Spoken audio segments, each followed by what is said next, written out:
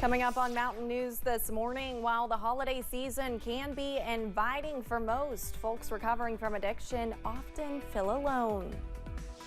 And a couple of eastern Kentucky counties have been hit with scam messages over the weekend. Dedicated to eastern and southern Kentucky, this is WYMT Mountain News this morning. Good morning, I'm Olivia Calfee. The time is 5:34 on Tuesday, December 26th. Now let's check in with First Alert meteorologist Cameron Aaron for a look at your forecast this morning. And Cameron, we didn't say goodbye to the rain yesterday. I know that there's still a little bit hanging on to us today. Yep, more soggy weather on the way on Tuesday, but we are watching out for some more mild weather today. But enjoy that because a cool down is on the way as early as tomorrow. But this morning we are mild, also soggy in some areas up on First Alert Pinpoint Doppler. Most of the rain is close to the Kentucky, Tennessee, and Virginia borders. Zooming into Campbell County, Tennessee, a heavier pocket of rain not too far away from I-75 and La Follette. Also watching out for some light showers in Willie County, close to Williamsburg. Also over to Jellicoe, and some more light showers close to Barberville. In Knox County, also close to Pineville and Bell County, and all this rain is pushing off to the north and east, so we are giving you that first alert for Hindman, also Hazard and Hyden and Leslie County. A few showers are not too far away. Those current temperatures, though, are mild for late December. Most of us in the 50s this morning, up to 52 in Jackson, also Irvin, 55 in Somerset, and 57 over in Pikeville. So we are mild this morning and more above average weather is on the way on Tuesday. High temperatures should be in the 40s. We top out in the lower 60s later on today, but we could struggle to make it out of the 30s by Friday. Those details coming up in just a few minutes. Olivia? Cameron, thank you. The Christmas season can be a happy time for many, but those in active recovery from substance use disorders, it can also be isolating. Jessica Umbro spoke with Addiction Treatment Center officials about how they prioritize wellness while celebrating. Well, a lot of times people who have had substance use disorder, they have kind of disconnected a lot of relationships with their families due to the drug or alcohol addiction, and it kind of causes a strain there. While the holidays can be a joyful time, they can also be a difficult time for those suffering with addiction. A lot of them getting their feelings over Christmas because they usually ain't around for Christmas, or they're in active addiction during Christmas. And for those in recovery, it's also important to learn how to celebrate the holidays in a healthy way. And they don't know how to spend the holidays sober, and we try to teach them how to do it here. These guys know they can't use drugs or alcohol, and they know that's their kryptonite, and they can't do it. One of the biggest priorities is to ensure that those recovering don't feel alone. Our biggest concern is for people to be lonely.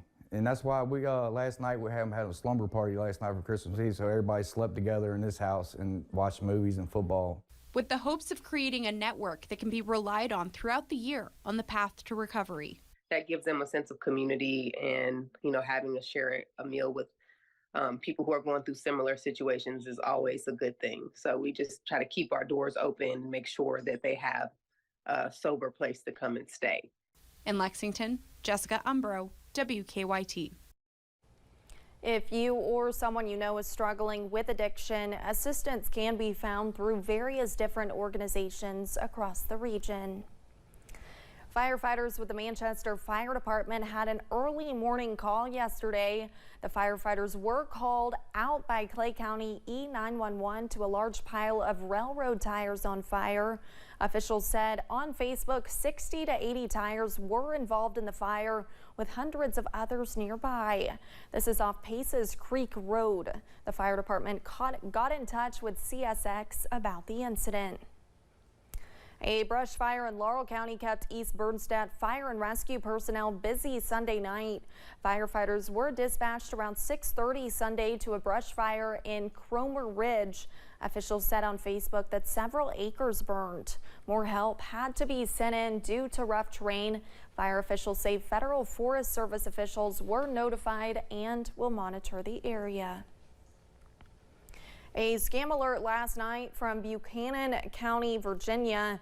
The sheriff's office says people in the area are receiving a text message claiming to be from TruePoint Bank. The scammer asked the person receiving the message to visit a link inside the message which claims to be a secure login. Sheriff's officials say the text is a fraud and TruePoint will never send a text asking for personal information. The Laurel County Sheriff's Office is also warning folks about a phone scam. Officials at the Sheriff's Office say the scammer identifies himself as a sheriff's captain, then tells people to pay money for not reporting for jury duty. The scammer says a money card will take care of the issue. Officials say this is a scam and the Sheriff's Office will never call people demanding money regarding legal matters. The Wayne County Sheriff says 2 Monticello men have been arrested. Sheriff Tim Catron says Christopher Barnett was arrested for 2nd-degree robbery and 3rd-degree criminal mischief. And Trenton Dobbs of Monticello was arrested for a probation violation after driving under the influence on a suspended operator's license. Both men were taken to the Wayne County Detention Center. A new vehicle registration system will be installed at the end of the month across the Commonwealth. The current system will be down from December 28th through early January. County clerks are asking folks to renew their registration before Thursday. Officials hope the change will be more convenient and help you save money. New laws creating fees for electric and hybrid vehicles will be taking effect the first of the year in the Commonwealth. Kentucky Transportation Cabinet officials say the new ownership fee structure includes fees of $120 for electric vehicles. It also includes a $60 fee for hybrids and a $60 fee for electric motorcycles. The fees are directed into the road fund, which pays for construction and maintenance. And coming up, Taylor Swift continues to break records as she ties Elvis for consecutive weeks on the Billboard 200. Plus, after warm weather today, we are tracking a slow cooling trend. Those details after this break.